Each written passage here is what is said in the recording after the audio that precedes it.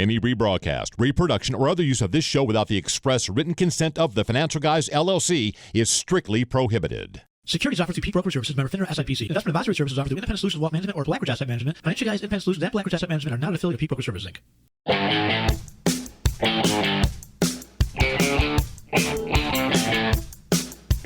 Welcome to TFG Truth, where each and every week we report facts, expose hypocrisy, and espouse common sense. Folks, we have a blockbuster Veterans Day episode for you today. Mike, I don't think it gets any bigger than this. We will be joined by Mr. Mayor Rudy Giuliani. You and I have been nervous, stressing out about this for like the last 48 hours. So yeah, it doesn't get much bigger than this for us. It's going to be a lot of fun. I'm interested to pick his brain on numerous things. No doubt. Folks, you are in for a treat. Mr. Mayor Rudy Giuliani. We have interviewed Andrew. We're going to get Rudy's thoughts on Andrew Giuliani and his run for New York State governor and lots more. Mr. Giuliani himself has been in the public eye nationally. Raids on his apartment, laptops, recordings, devices being stolen, taken out of his place. We're going to find out all of the details on some of these big topics. Folks, you do not want to go away. We will be right back here on TFG Truth.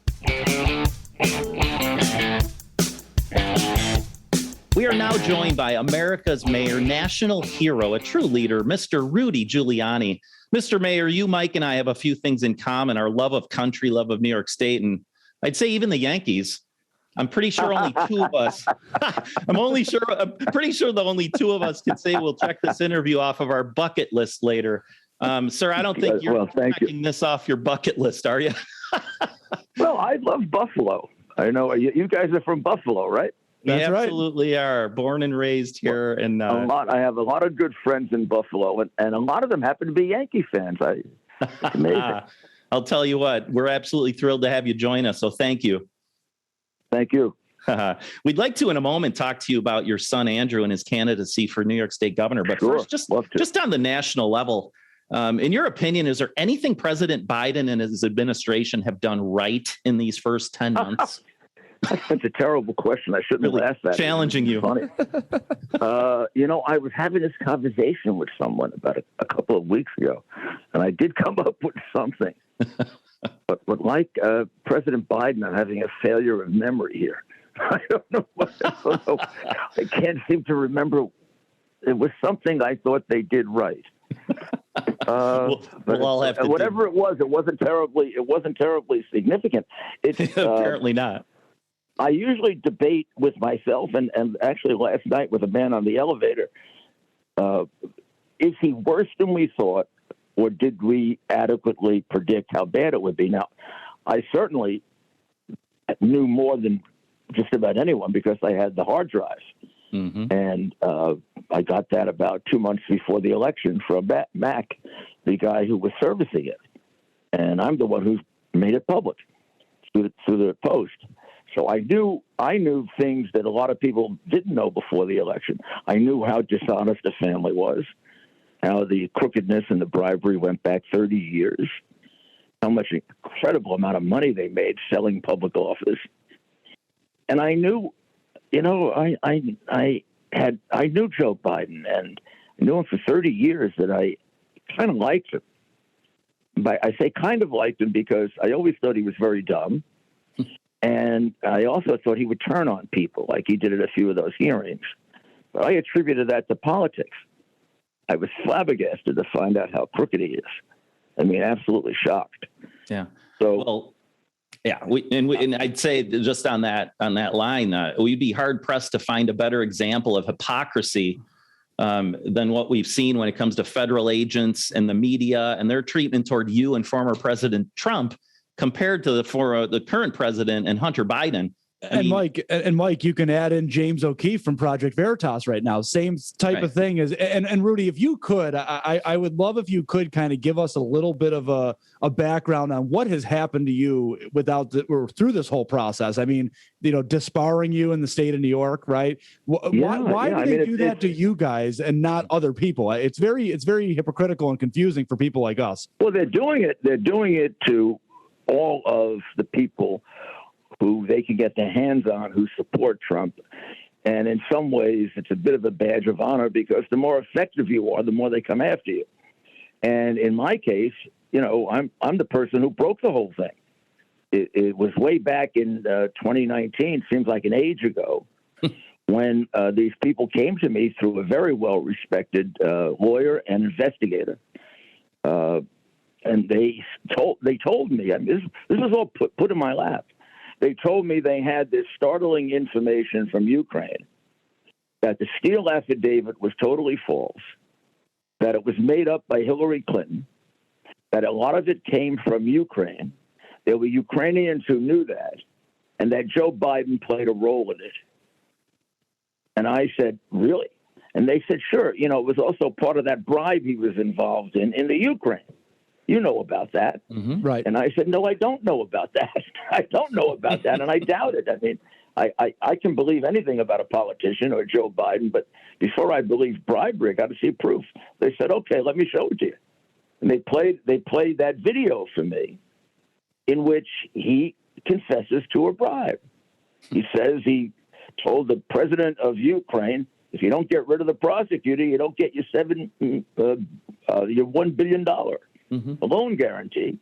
The guy was resistant, but then after 6 hours, he agreed and he got rid of the prosecutor. Now, what he left out of it, which is very, very damning, is his son's company, and his son's boss, who's one of the most crooked men in Ukraine, he had cases fixed as a result of that. And it was a case that had been going on. And the minute I got that information, I told my colleagues, they're going to give us a hard time with Biden because they protect that dummy forever and ever. And he wasn't running for president then. I didn't even think he would run for president. When I would see him on television, he looked to me like a deteriorated man from the man I knew. Mm-hmm. I have experience with relatives and friends who have had dementia and Alzheimer's, including with President Reagan. I was on the Reagan Library and became very close to Mrs. Reagan. Mm-hmm. He clearly, back in 19, had some form of dementia or Alzheimer's. There's no doubt in my mind. Eventually, I had it checked by two doctors who I put on a podcast over a year ago. And the doctors affirmed. One said it was a what you would call middle-level case, but quickly getting worse. And the other one said it's pretty damn advanced. Mm-hmm. And he's the leader of the free world. That's pretty scary. So I tried to get the information out long before the election. I gave it to the State Department. I gave it to the Justice Department. I also put it out publicly. I used Fox News and The Hill publication, John Solomon. I gave a lot of it to John. Mm-hmm. John had his own independent information as well about all of this. And I thought, well, the justice system will deal with this right away. No, they didn't. They covered it up. And then they started trying to deal with me.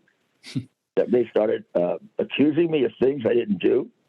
They've been investigating me for 2 years, haven't found a single crime of any kind. Mm-hmm. They went and surreptitiously took my iCloud account 2 years ago. Suspiciously, the first date that they want messages is the day I began representing Donald Trump. They don't care about if they did before that. Yeah. The date of the subpoena, secret subpoena, get my iCloud account is the date that I began representing Donald Trump, May something, 2019. Mm-hmm. And Mayor, if you don't mind me asking this, because you bring up a good point, obviously. 2019, that's correct. Mm-hmm. You bring up a point, obviously, that there seems to be a lot of liberal privilege when it comes to this stuff, right? A conservative-minded person, yourself, a Donald Trump, a James O'Keefe, they get taken down immediately, right? But the Hillary Clintons of the world, the Andrew Cuomos, how long did it take to get Andrew Cuomo out for what he was doing, right? These types of people get an unbelievable leash before they get ripped, if they ever get ripped. And I think it's a terrible thing. It's a terrible thing. And it sets a bad example, and it causes problems in the future, right?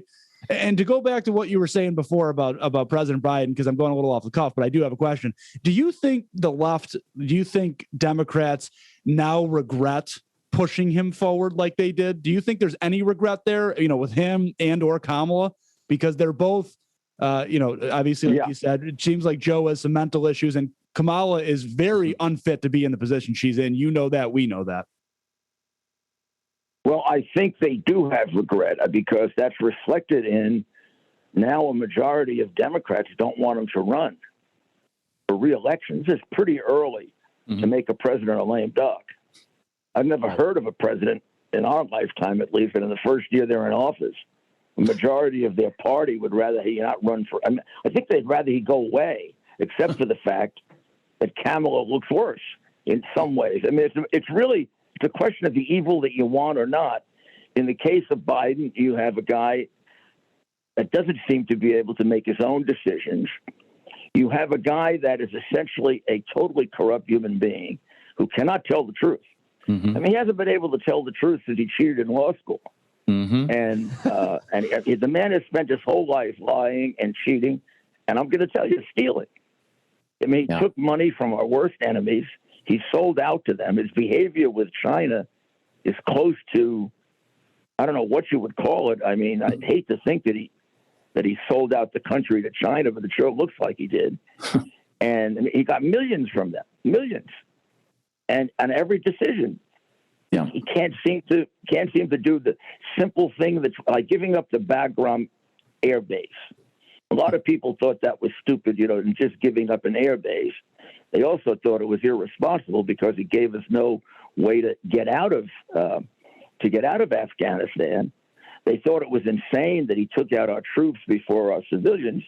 And I'd say I agree with Lindsey Graham. The blood of those 13 soldiers is clearly on his hands. If we had a competent president, those soldiers wouldn't have died. No question. The main thing, but the thing they don't note is Bagram Air Base is 400 miles from China. Why in heaven's name would you give up an air base 400 miles from what appears to be our biggest problem for the next 20 or 30 years? Well, out of intent, right? Anybody, intent to make us weaker. Yeah, and therefore you put that together with the $1.5 billion commitment to Hunter Biden's phony private equity fund, where he was a partner with Whitey Bulger's nephew. Can you imagine that? China putting money into that for Hunter? Or was it to buy Joe? Or Joe had a contract with the Chinese communists, $30 million a year for 3 years to give them advice. He'd be getting money under that contract right now had he not become president. Yeah, I think most Americans realize it's not inept governing. It's not ignorance. It's intent. It's intent. They're looking to apologize for America, make America weaker versus making America great. And in many ways other than one. That's one example. Then you have the border being wide open, right? That's another example of making us weaker, letting anybody who wants to come up here, right? No president has done more damage to the country in 10 months than Joe Biden. I don't even think there's a close competitor. And when you ask him, did he do anything right? Sometimes, when I do podcasts or articles or interviews, I try to make a list of all the crises he's caused. I usually forget one or two. It's really, I'm serious, or I run out of paper. Yeah. It's uncanny. You can't make this up. That's a good word for it. You're right. He doesn't seem to make a right decision, and he doesn't ever seem to make one that's right for America. And then the lies are unbelievable. If it isn't little Red Lion Hood, it's this other woman now who's out there. Every day they come out and tell 2 or 3 lies. Yeah, he's made an art of actually repeating his lies, though. So you got to give him credit for that. He doesn't forget how to repeat his own lies. But then they change their story. No matter what the other parts of the government say, they change their story to agree with what he's saying because they have to go with it. Yeah, it's. He absolutely. It's. That I think comes from years and years of being pandered, the press pandering to him. Mm-hmm. He has an entitlement with the press that's built into his head, which is not functioning correctly. Well, I'll give you an example. When he first became a candidate, he sent his campaign sent letters to all of their newspaper conspirators and tell them not to interview me or put me on. Unreal. Can you imagine the candidate doing that? No. To me, I have it mounted. I said, this is almost like, this is better than getting an Academy Award. Mr. Rudy Giuliani. The first guy he knew he couldn't silence Trump. Although they eventually found a way to do that too by taking away his social media. But let me at least shut up this other big mouth who's his most effective advocate. I mean, and I had become his most effective advocate. I had 1.5 million followers on Twitter. Whenever I would go on a show, the ratings would go up. And Chris Cuomo used to beg me to come on his show because he only got ratings when I went on. Right. And of course, we would have a fight equivalent to, extreme wrestling or extreme boxing. I know him since he's a kid, and I'm totally disappointed in him. Yeah. So I lecture him like I was his father. Like, how can you do this? Mm-hmm. His father, for all of his faults, we had a different political philosophy. Was a man that you could make a bipartisan deal with, and you could also trust his word when he made a deal with you. He was an honorable man who had, I believe, the wrong political views. There used to be a lot of people like that, and a lot of people considered me that way. Sure. And many friends who were Democrats would say, "Yeah, Giuliani's a great guy. He's just stupid about politics." Well, and you could debate. At least you could debate, and you maybe could get to a solution at some point. How about in Virginia? We have Governor-elect Glenn Youngkin, along with the Republican and Lieutenant Governor-elect Winsome Sears. We now know that the New Jersey State Senate, Steve Sweeney, has basically conceded to truck driver Republican candidate Edward Durr. Do you think this is the beginning of a red wave, Mr. Mayor? But that one basically said, I don't want to take anything away from the truck driver, but I mean, he basically had no name recognition. He spent $2,000. Right. I mean, it's really amazing. I bet he's going to be really good. He said, actually, in the long run, when you listen to him now, you realize he's a pretty smart guy. But nobody knew that when they voted for him. Nobody heard from him. They were basically saying, I think if you put down Mr. X, they would have voted for Mr. X. Whoever Mr. X is. Anybody but Sweeney. Right. Anybody but Sweeney. That was the, and I'm sure the same thing would happen. I tell all my friends who are running for Congress this year, make sure you run against Pelosi. No matter who your candidate is, no matter how they're pretending to be moderate, you say that they are a vote for keeping Nancy Pelosi on. Right. And you want to continue to watch her on television. I mean, on Halloween, she was scaring the kids more than the masks were. And she had her mask off the other day. It was frightening. She put the damn thing back on again. I think between her and Kamala's cackling laughter, I think you'd get every child would be running away. I do that on my radio show. Whenever I mention her, I usually put in a few. There you go. Mr. Mayor, I know we're up against it a little bit. I want to ask one question before we just ask you about your son real quick. What Mike's saying there too, with the red wave that we saw in these 2021 elections and 2022 with the midterms being a huge time. But let's fast forward to 2024, because I know that obviously you know the Trump family very well, and I'm curious to know this. I guess I'll put you in a little bit of a bind here. If you're the Republican Party, what do you believe the best foot forward is? Is it President Trump running again in 24 and leading us into 24, or is it pushing a Ron DeSantis or a Rand Paul or any other candidate you would name? Like in politics, you can make good arguments either way, but I think the tried and true argument is the best one. I think we're safest with President Trump running. And even though there are a certain number, you would say, well, if a new person came along, they would have all of his positives and none of his negatives. Well, you're not sure they'd have all of his positives. Mm-hmm. And you're not sure they wouldn't have some of his negatives, because the press could develop those very, very quickly. Right. Whoever gets it has to spend one day with me and explain to them what's going to happen to them. because I lived through 2.5 years of it, virtually every day with the president as his lawyer. And what they did to him, and this, I'm sure people will discount this because I'm his lawyer and his friend for 30 years. What they did to the man should not be done to the worst terrorist. I mean, it was horrible torture, complete lies. When I saw that lady, Miss Ortigas on Fox take apart, not Swalwell, the other guy, Schiff, I just made me so happy. But Schiff is one of the biggest liars I've ever seen. And I keep remembering, because I was defending the president at the time. I went crazy when it happened, and so did Jay, my co-counsel. He's waving a piece of paper like he's Joe McCarthy, if people remember who Joe McCarthy was. He's waving a piece of paper, and he's saying, I have two direct witnesses to Donald Trump's direct involvement in Russian collusion.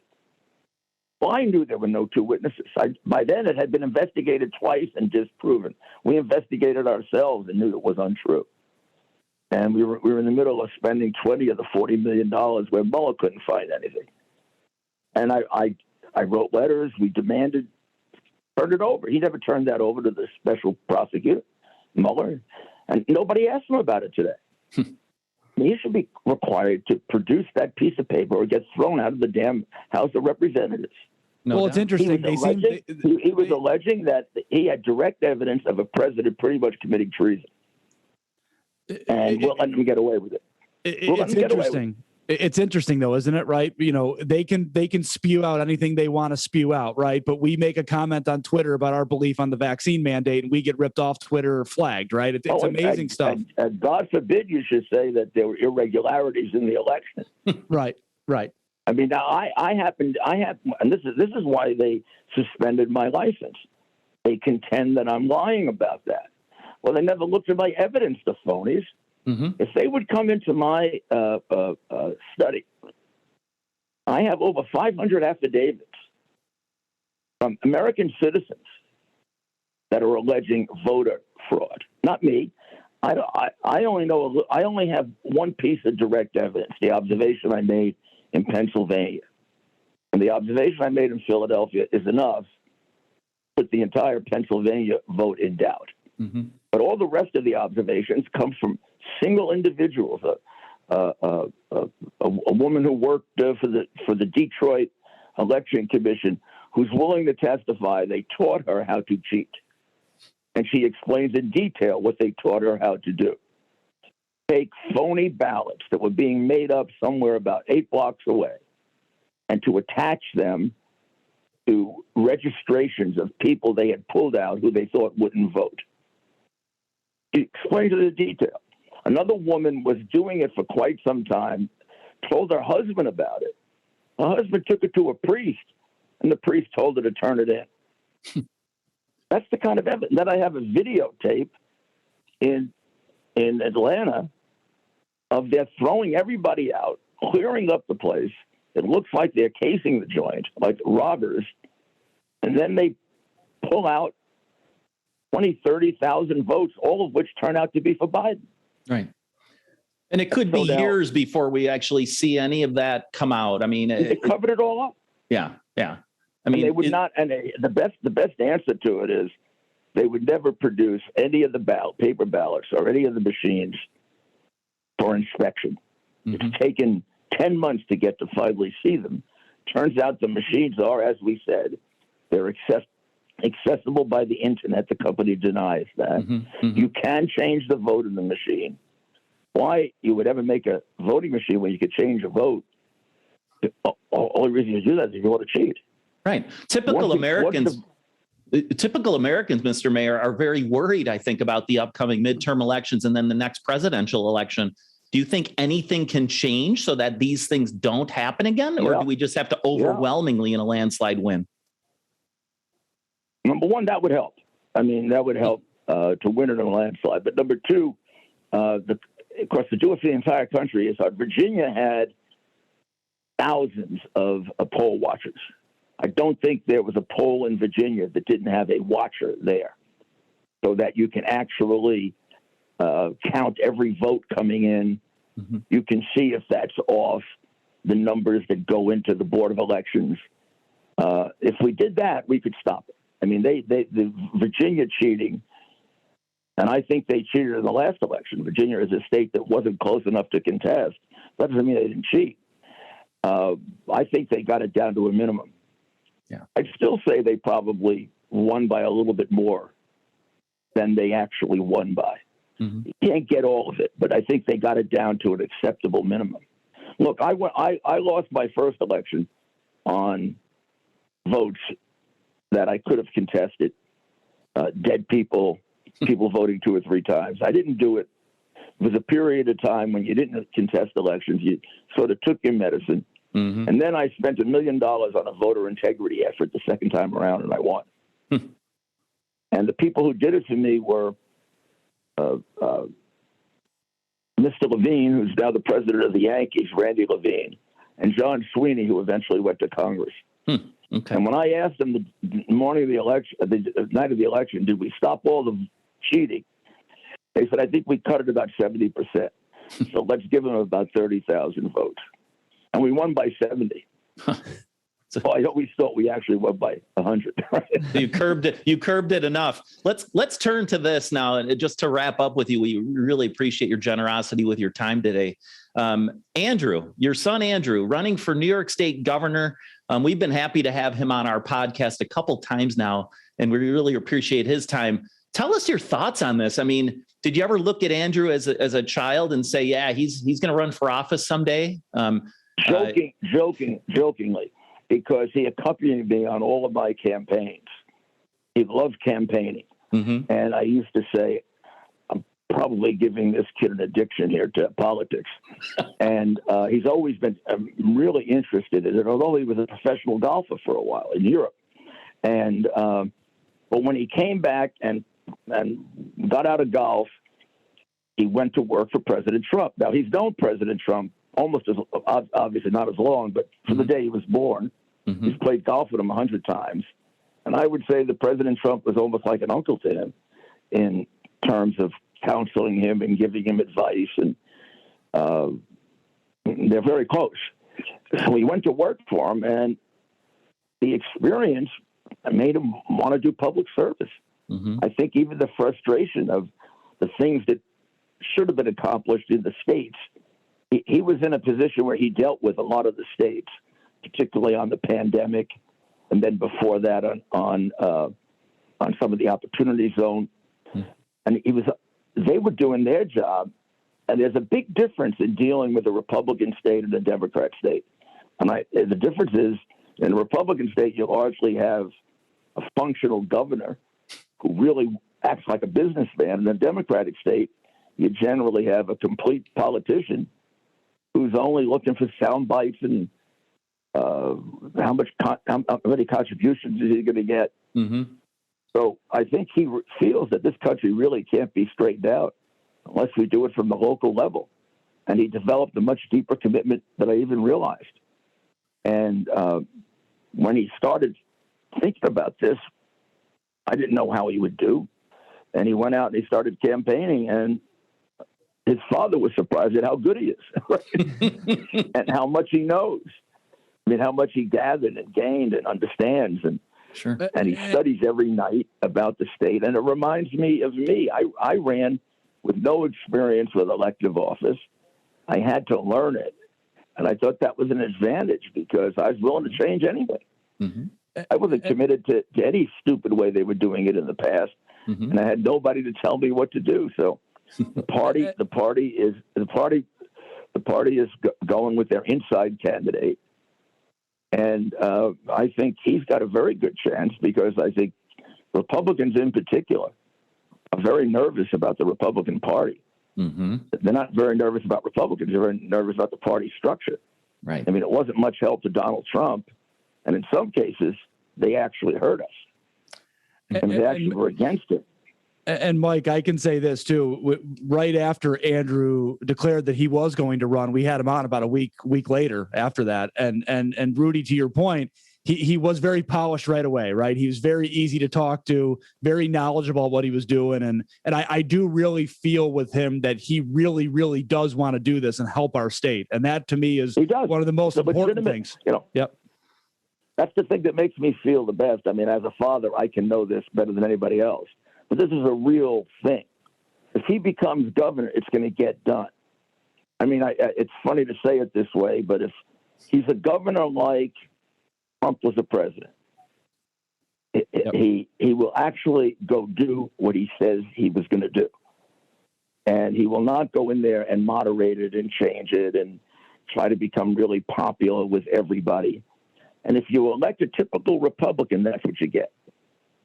That's what you get. The party for too long had people that didn't fight back. And that's why Trump has some trouble within the Republican Party, because he fights. He doesn't take it. He doesn't get pushed around. And then we compromise and they don't.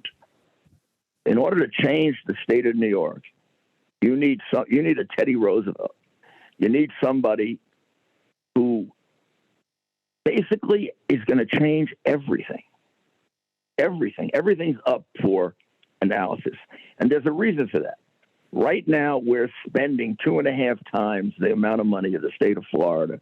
And Florida has 3 million more people and is doing a lot better than us. Mm-hmm. Whatever money we're spending, there obviously are ways in which we're wasting it. And you need a guy with a whole new spirit and a lot of guts. Change it. And Andrew's got it. And I think you're right. And a couple times we've talked to him, I think we feel that. We absolutely, as New York State residents, need Andrew and someone like him who's going to just basically upend everything and say, we're starting over here and we're going to actually get people to want to come to New York and not flee New York as they have. I think we're going to need to leave it right there. We know you had limited I just time. make one point. I'll make one point because you're in upstate New York, and that is he has learned from his father, because I did begin a race for Senate, and I've always had an interest in upstate New York, that what's been done to upstate New York by our governors for the last nth number of years is disgraceful. Mm-hmm. I mean, fracking and using it responsibly and well would change the economy of upstate New York into the economy of what happened in North Dakota. Mm-hmm. You've got a lot of people who don't know they're rich people who are living on that vein. Mm-hmm. And they are rich people in Pennsylvania and West Virginia, but not New York. No. And it can be done now safely. It can also turn us back into being energy independent. It's disgraceful that price at the gas pump is a product of Democrats. Mm-hmm. The product of Democrats holding back energy that we can't safely produce. And by the way, we're not saving anything on whatever we do to the environment, since China and India does 4 times more than we could ever do. And they're not stopping. Nope. They're not stopping.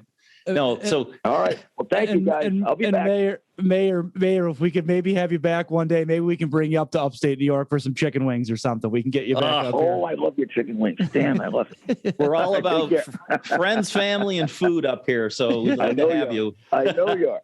Thank you, sir. Mr. Mayor, Bye-bye. Thank you so much. Bye-bye. All right, folks, that'll do it. Mr. Mayor Rudy Giuliani, America's hero, America's mayor, taking us through some devastating times. That was fun. 2 months ago, we celebrated the 20th anniversary of 9/11. I mean, talk about leadership. He wrote a book called Leadership.